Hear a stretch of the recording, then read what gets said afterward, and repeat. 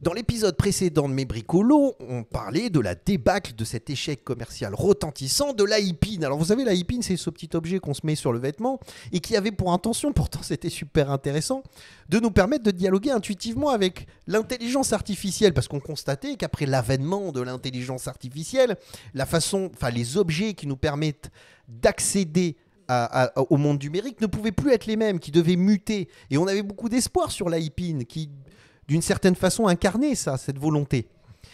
Mais dans cet épisode de Mes Bricolos, on essayait de voir les prochains projets, les prochains objets qui sont prévus, là, qui vont sortir prochainement.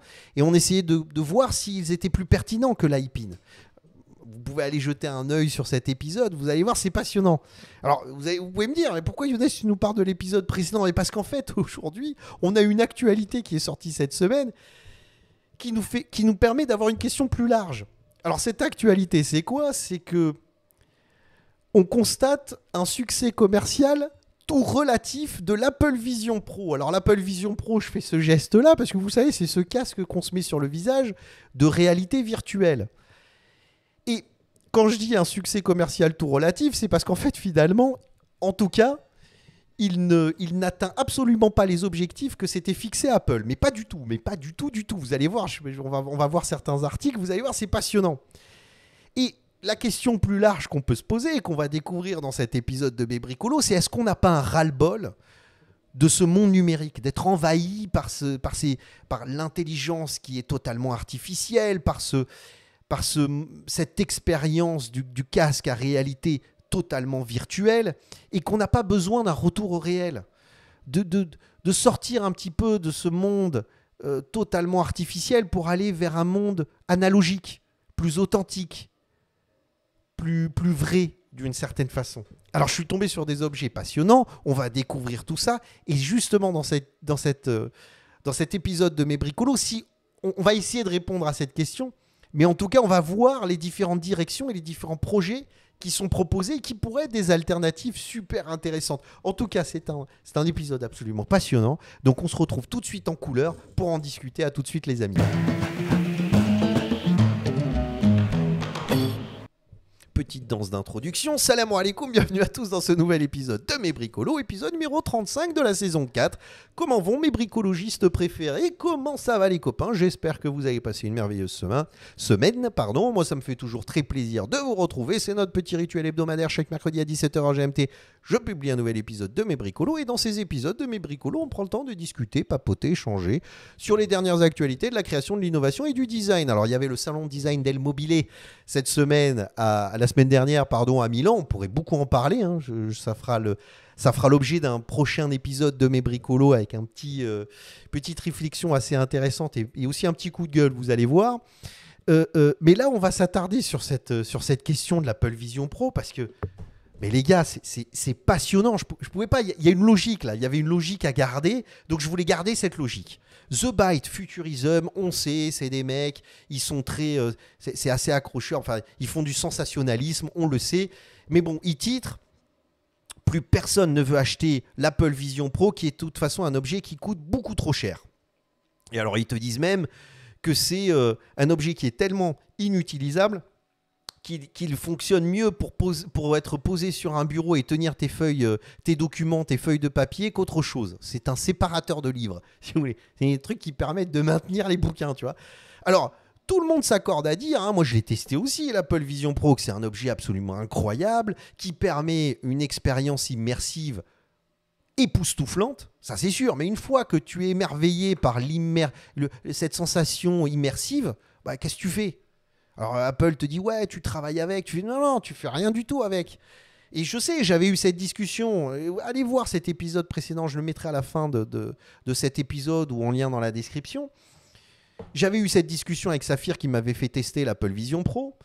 Et il m'avait dit, ouais, mais Younes, t'imagines, ça ouvre un champ des possibles, on pourrait faire ça, on pourrait développer une application là-dessus. Je dis oui, mais toi aussi, t'es designer, donc je comprends cette réflexion sur la potentialité de l'objet. Je lui dis, mais là, dans le quotidien, dans le réel, qu'est-ce que tu fais avec cet objet? Tu fais pas grand-chose. Et justement, si on sort du sensationnalisme de futurisme, on va vers des sites qui sont un peu plus sérieux comme Gizmodo. Lui, il dit bah, tout le monde a oublié, plus personne ne parle et tout le monde a oublié l'Apple Vision Pro. Alors, pourquoi cet article est intéressant? Pour plusieurs raisons. La première raison, c'est qu'ils disent, en fait, la problématique de cet objet, et j'en ai fait l'expérience, hein, j'en suis témoin, c'est que vous pouvez regarder toutes les vidéos et toutes les analyses autour de l'Apple Vision Pro, vous ne pouvez vous rendre compte de cette expérience immersive que si et seulement si vous utilisez cet objet. Alors Apple l'avait bien compris.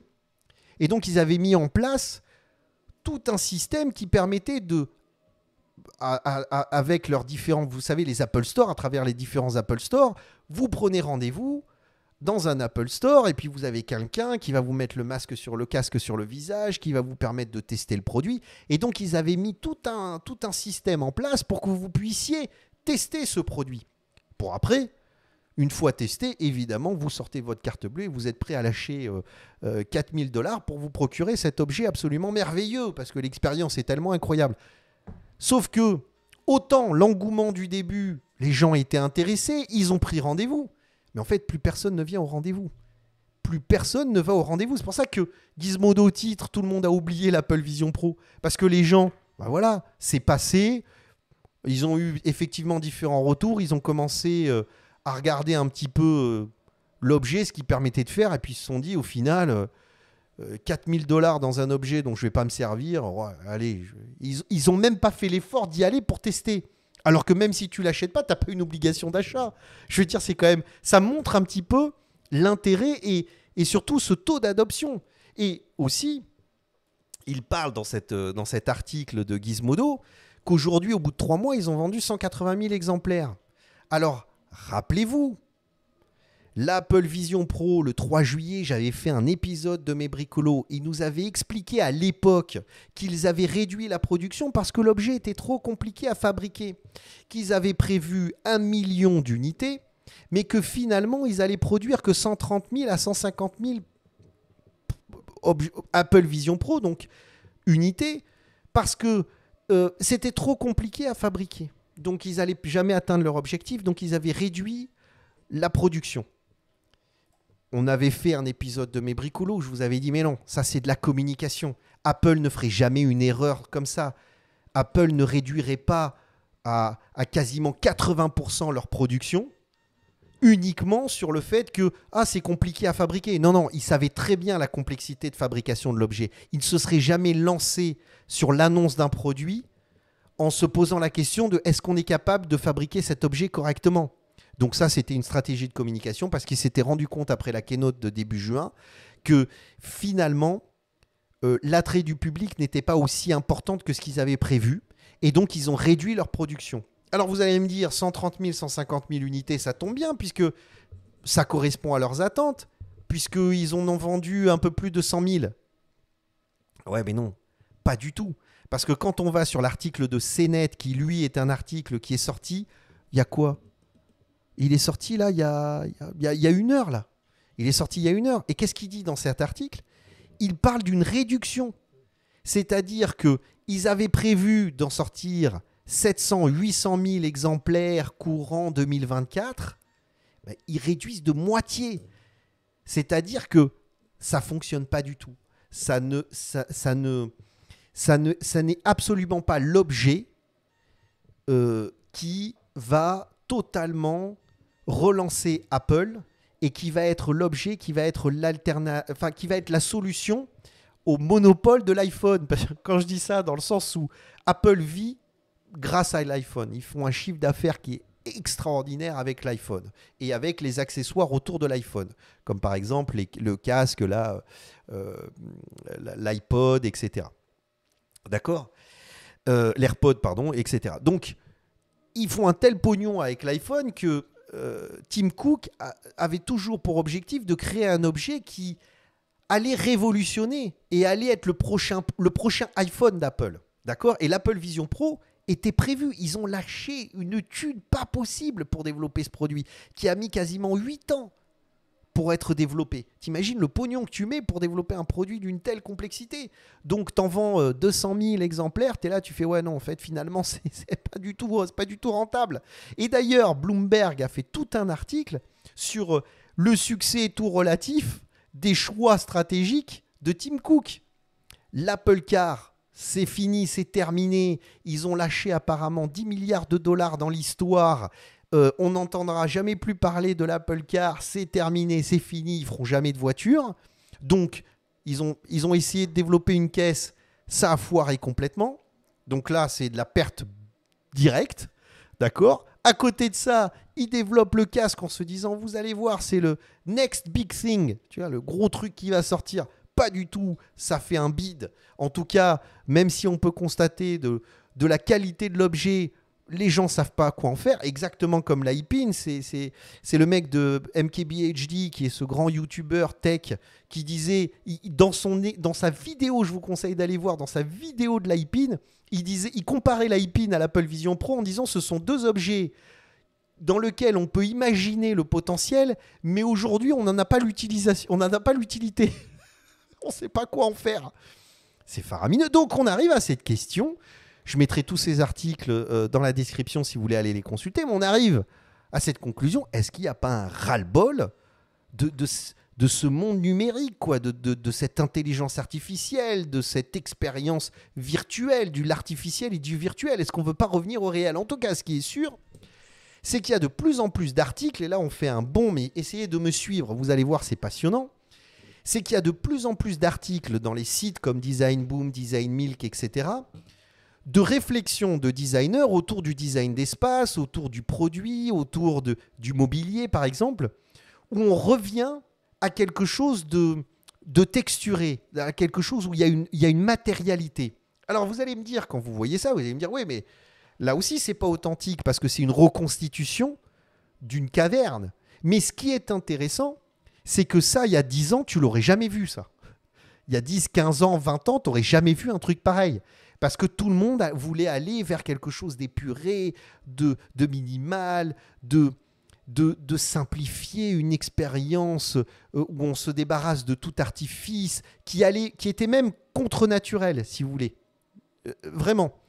Et là, on va de plus en plus d'articles où on parle de matière, on parle de texture. Donc, je vous ai évidemment illustré ça avec un extrême, parce que si vous me demandez mon avis, je ne suis pas fan du tout. Mais on va vers l'extrême, où on va dans un espace où tu as l'impression d'être dans une grotte avec du mobilier, où c'est des cailloux, des rochers qu'on a taillés, qu'on a polis pour justement pouvoir être utilisables. Enfin bon, bref, on est dans quelque chose où on essaye d'avoir une expérience authentique, organique, vivante et réelle. Et ça, je vous jure, je vous ai sélectionné un article, mais il y a plein de projets comme ça aujourd'hui. Plein de projets comme ça, où il y a beaucoup de courbes, il y a beaucoup de matière, il y a des couleurs qui sont chaudes, exit les couleurs froides, on est vraiment sur quelque chose où on a besoin de chaleur, d'organique, de plantes, etc.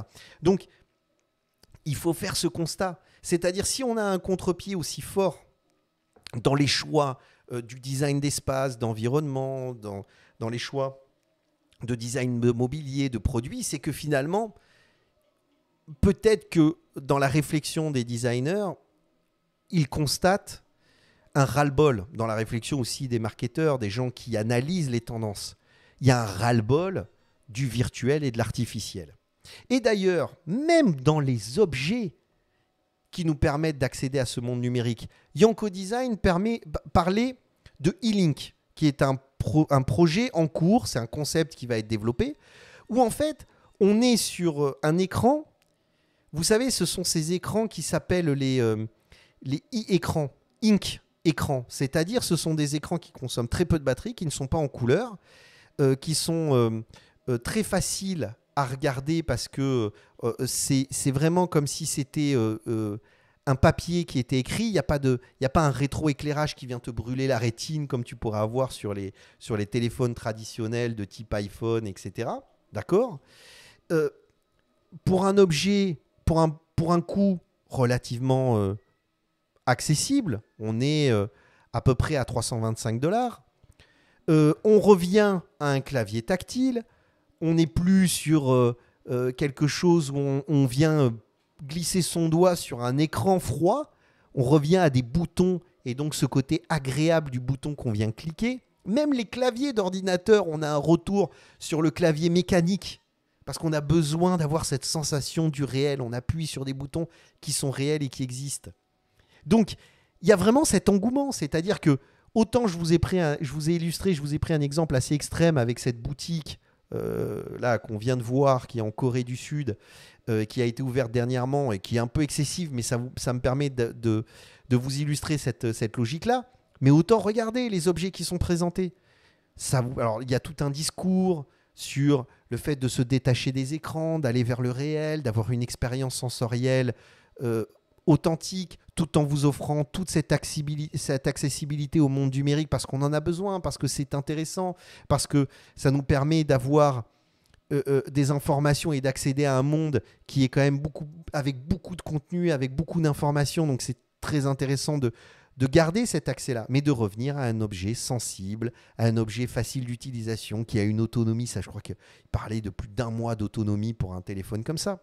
Mais alors, autant là, on est sur un nouveau produit, mais qu'est-ce qu'il est, par exemple, de l'iPhone? C'est-à-dire aujourd'hui, vous pouvez me dire, mais l'iPhone, il y a un succès commercial qui contredit ce que tu dis. Oui, mais à côté de ça, il y a des mecs qui développent des accessoires. Je ne sais pas si vous avez entendu parler de cet objet, mais il a buzzé de dingue il y a quelques mois. Il est sorti il y a quelques mois. C'est une coque d'iPhone qui permet de vous proposer un clavier tactile qui vous reprend la sensibilité et le toucher des anciens BlackBerry.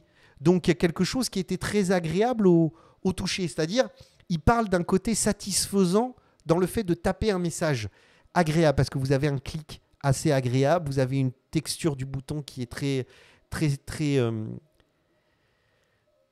plus chaude, plus évidente, plus chaleureuse, si vous voulez, plus réelle, plus authentique.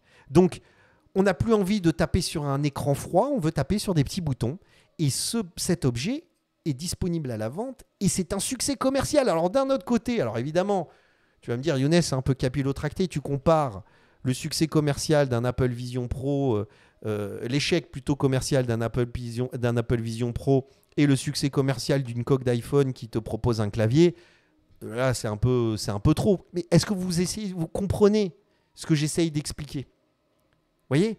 Et à côté de ça, et ça c'est super intéressant parce qu'on reste chez Apple, Core77 écrit un article qui est incroyable. Alors là, je vais le mettre en lien dans la description. Il faut que vous alliez lire cet article qui est de Scott Johnson et de Michael DiTullo. Alors excusez-moi si j'ai mal prononcé, hein, évidemment.